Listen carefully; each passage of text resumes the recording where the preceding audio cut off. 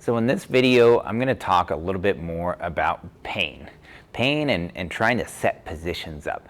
So like I said in the intro, if you're having pain, you had a recent injury, you don't just want to jump into this type of training. You should have some medical oversight and be in contact with your medical team before jumping into a class-based setting. But that being said, there are going to be some positions that may not be quite as comfortable. Now, there's a difference between finding the stretch, which sometimes can feel uncomfortable, and having what we would call like closing angle joint pain. A good example would just be for my shoulder. If I start raising my arm trying to go overhead and I'm getting like pinching or uncomfortable pain in the front of the shoulder, this is the closing side of the joint. This is the opening side of the joint on the back side.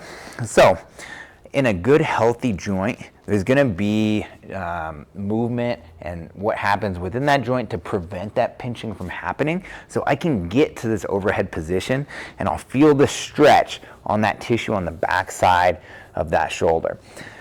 If you do feel something like that pinch, it's going to feel different than the sensation of a stretch.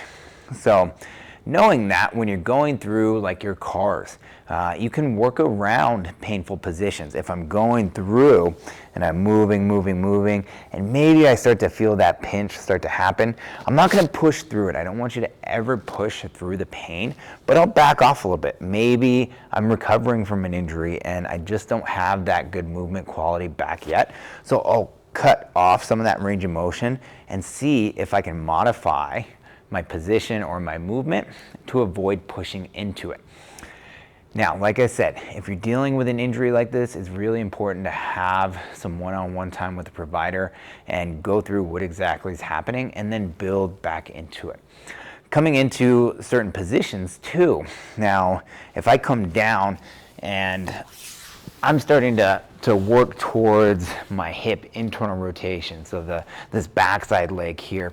Another kind of common area where you might start feeling like a pinch that's happening in the front of the hip joint, just because of how the mechanics of that joint work. Now, I don't want you to just push through it and grit it out just because I'm doing it on the camera. But we can modify these positions if you have significant limitations there.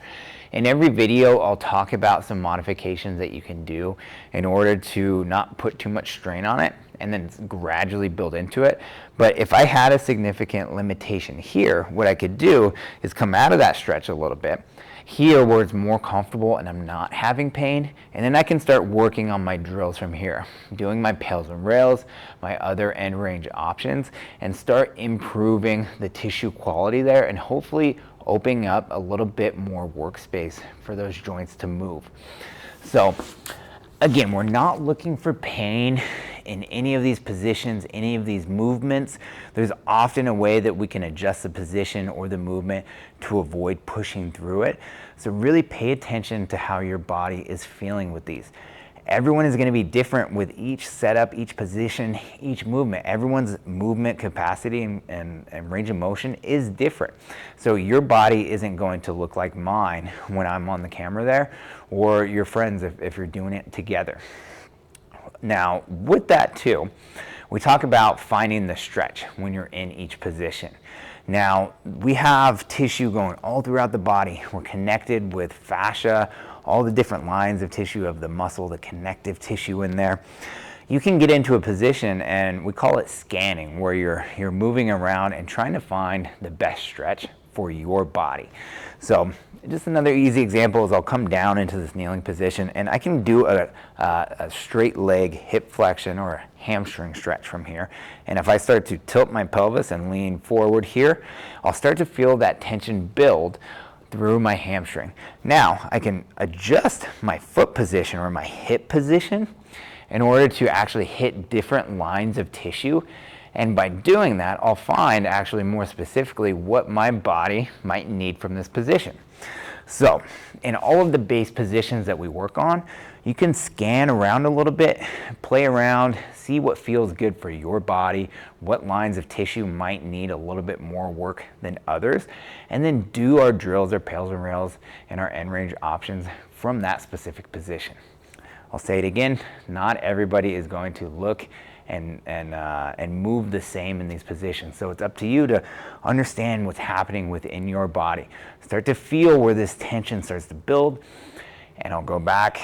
No pain with any position. If you're having issues, let me know. There's often an adjustment that we can make, or like I said, shorten up the range of motion or the position and start working outside of that range of pain in order to start building better tissue quality and better ability to handle that force and stress.